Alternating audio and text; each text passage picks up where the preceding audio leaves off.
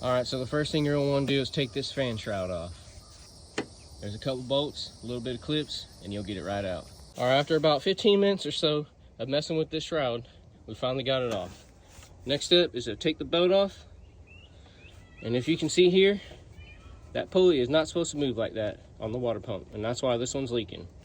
But after the boat, you gotta pull this fan clutch assembly off.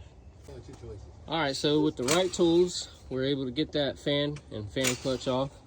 You also need to take the belt tensioner off of that water pump itself. And I'll show you this pulley's shot out. It's leaking bad. You don't want that in your truck. So much easier. After you get the fan clutch off, you need to remove this thermostat housing with this hose on here. And then we'll be flipping that off to the side.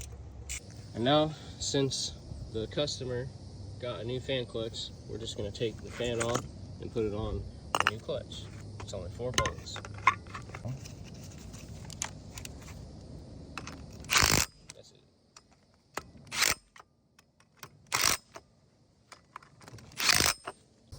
After you get that thermostat housing off, you need to take this bracket off. There's a 12 there, or a 13 there, and a 13 here. Once you get that nut off and that bolt out, it just flops. That way it's off of there. Next thing we gotta do is take all these lines off of here. You got one here, and this big old fatty right there for the water pump. All right, so once you get all the lines off, it's gonna look like this. There is 12 13mm bolts all the way around. So you just gotta make sure you count 12, and they're all different lengths and sizes. So my advice is to take a piece of cardboard, and every time you take one out, push it in the cardboard and have one follow the other. All right, so I lied. There's 11 13mm bolts, all different sizes. So we got them pushed through here with our drawing. And then this bolt right here, which had this hanger on it, that's a 14, or a 15, sorry, 15. You gotta take that out too. All right, so that sucker's not just gonna come right off after you get the bolts out. You gotta tap it with your Thor hammer, and that's my Thor hammer.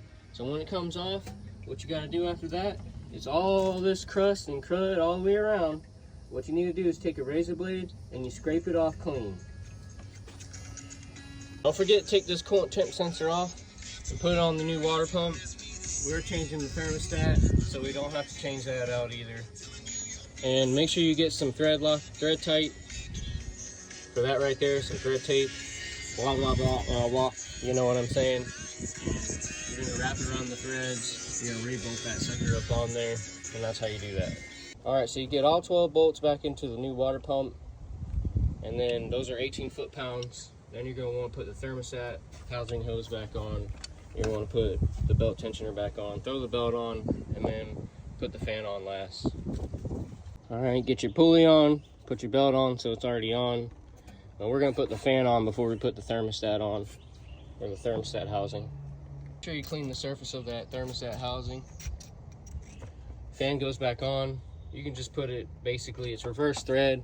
When the motor spins, this torques itself down, but you wanna make sure that it's all the way down, seated to the pulley at least before you put it all back together.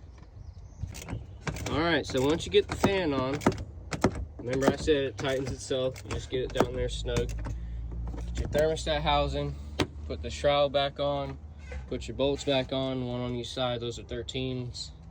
And then you just really gotta just start filling her up. Start it up, hope for the best. Sheet. All right, I have a nice funnel here. It kind of helps fill it up. You just fill it up. You can fill up the funnel. Feel a little slower there, buddy. You let it all drain in, and then once it stops draining in, you'll have a little bit full in here. Let the truck run until all the bubbles come out, and it's real smooth and steady. Then you can close off the radiator, let it sit and run for a little bit, throw your heater on, and it should cycle all that air out of the system.